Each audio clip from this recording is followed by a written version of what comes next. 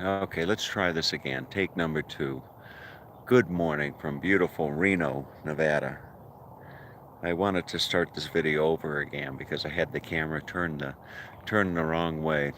So, as I was saying, it would look overcast right now. But if you just Google the weather, like weather forecast out west, doesn't matter. Los Angeles, Las Vegas, San Francisco, Santa Barbara, Reno, where I'm at right now. Just Google weather forecast anytime between about May and November, and it's going to be sunny, just sunny. Humidity, no mosquitoes, nothing but just nice weather. So here it is. It's about 6:15 in the morning. We actually gained an hour of sleep today because we crossed into Pacific Standard Time, and they set the clock back 1 hour. So we gained an hour on this. As I wipe the sleep out of my eyes, I am waking up in having spent my first night in a boondocking experience. Now, it wasn't true boondocking because boondocking is kind of like dry camping, if I understand it. Dry camping means no hookups, as in no water, no sewer, no cable, no electric. But anyway, so I got on this website called boondockerswelcome.com, and I was searching for a place to stay, and this is the place where people will let you stay for free.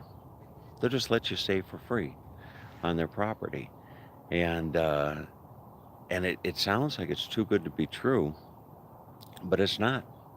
It's true, and you never know what to expect. You never know what to expect. I've heard there is a free lunch, but there is such a thing as a free RV spot. Free RV parking, so to speak. So we drove yesterday all day. We drove from Twin Falls, Idaho, to Reno, and pulling. We went over two summits of about 7,000 feet, and that was pretty tough. I mean, it's just when these big trucks are passing you, these big semi trucks are passing you time after time after time, and you're just chugging along, looking at that temperature gauge on your dashboard. It is a it's pretty tough, but anyway, and then there were a lot of wind, so we were fighting a lot of wind coming over the the summits. There was a lot of wind, but anyway, um, we made it. We left at about six in the morning and got here at about 8 o'clock at night. About 14 hours on the road, and about 2 of those hours were spent at an RV place. I should give a shout out to Bill, who was at Snake RV Repairs in the Snake River. If you go to snakerv.com, SNAKERV.com, snakerv.com. So our water pump on our camper went out. I think I might have left it on, and it was when there was no water or something, and it burned out or something. But the water pump went out, and the camper is under warranty. And we stopped at this place called Snake RV, and it's owned by this guy and his wife. The guy used to be a software engineer, and he wanted to get after 30 some years, he wanted to start working with his hands again. And so he started repairing RVs. And you know what? I'll probably get a client out of this guy. If you look at his website, snakerv.com, uh, while he was fixing the camper, I was showing his wife ins and outs of having a good web presence. So I'll probably get. I wouldn't surprise me if I don't get them as a client. But anyway, so a little bit of a change of plans. We were going to just spend the night in Reno and then pull out and head into Santa Rosa this afternoon. But to be quite honest with you, we pulled into this RV spot here, and I'll show you the view here in a minute. But we pulled into this RV spot, and I just got to thinking about how nice of a place Lake Tahoe is, and to just go right past such a beautiful spot in this country like Lake Tahoe and not share it with Yanae would be a real shame. So what we're going to do is we're going to kind of settle in for the day. We asked our boondocking host if we could spend another night, and I'll tell you about them in a minute, but we asked them if we could spend another night here, and they said certainly. So what we're going to do is we were going to drive down to Santa Rosa and leave my camper at a client's, parking lot and go impose on a friend of mine in Santa Rosa to spend the night. But what I think that we're going to stay here. We're going to do a little bit of work this morning, get that out of the way, and then somewhere along the line today we'll do some laundry, and then we're going to take a scenic drive around Lake Tahoe. It's about 80 miles around Lake Tahoe, so we'll take a nice scenic drive around the lake, and stop at a few places. There's a place called Emerald Bay, which is supposed to be real. We'll go to Emerald Bay on Lake Tahoe, and then this evening we'll mosey down to the biggest little town in the world, which is Reno, Nevada. And Reno, Nevada is a cool little city. It's had a little bit of a resurgence over the years, and it's a nice little city. So we're gonna go down to Reno, Nevada sometime late afternoon, early evening, and then tomorrow we're gonna pull out of here. I plan everything. I'm a planner. I plan stuff right down to the hour. But I know what we're going to be doing at 3 o'clock on Sunday afternoon, and I know what we're going to be doing at 10:30 on Wednesday morning.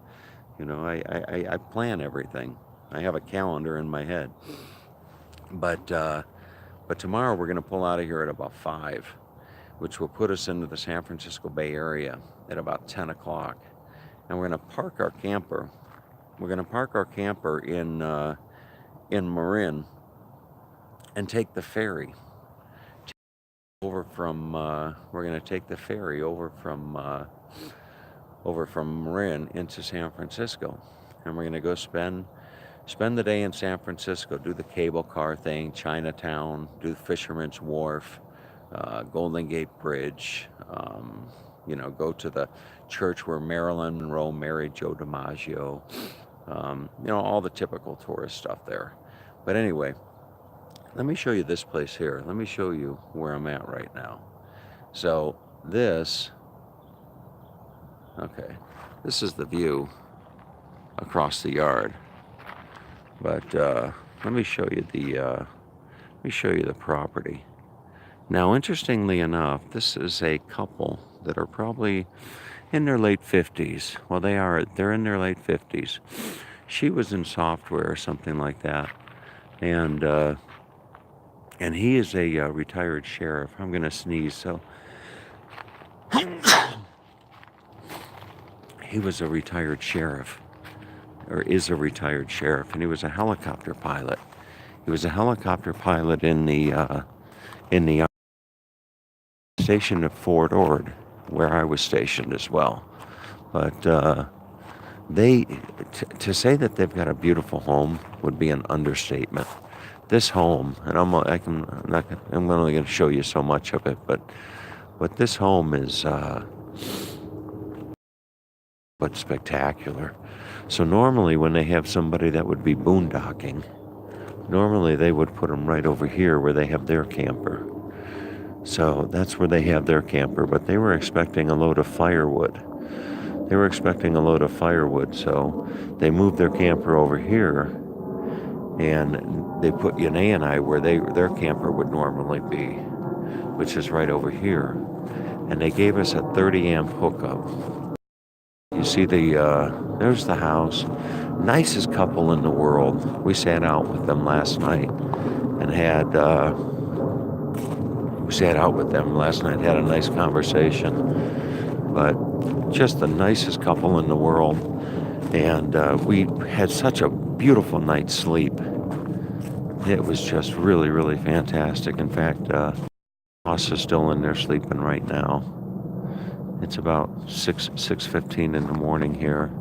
7:15 our usual time, but the boss is sleeping. But look at the view. When you come out here at nighttime, you can actually see Reno all lit up. Just gorgeous. Look at this. So this is the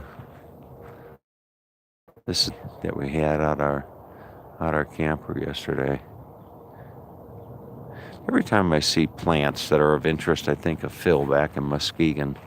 Look at these plants. I can't even imagine to know what they call them, but they look like snowballs or something, you know. But anyway, so this here's the property, and their property goes way back over there, and their home. We didn't make it into their home. I'll wait for that jet to go over.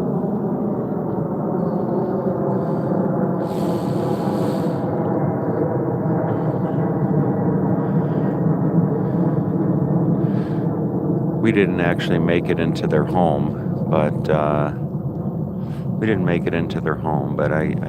glanced in as we walked by, and their home is just immaculate. It's just gorgeous from what I could see.